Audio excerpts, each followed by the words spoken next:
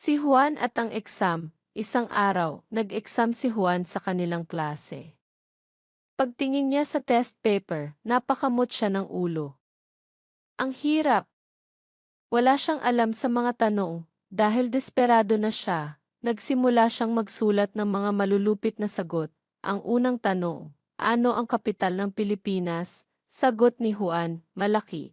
Kasi capital letter ang hem, sa Manila. Pangalawang tanong, anong national hero ang namatay para sa bayan? Sagot ni Juan, lahat po. Kasi kung hindi sila namatay, buhay pa sila ngayon. Pangatlong tanong, ano ang formula ng tubig? Sagot ni Juan, H2O, pero pag malamig, H2O.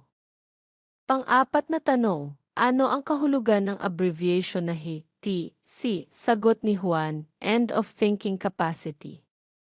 Pagkatapos ng exam, lumapit si Juan sa guro niya at nagtanong, Ma'am, pasok po ba ako? Guro, yes pasok ka. Sa remedial class, ha ha ha ha ha.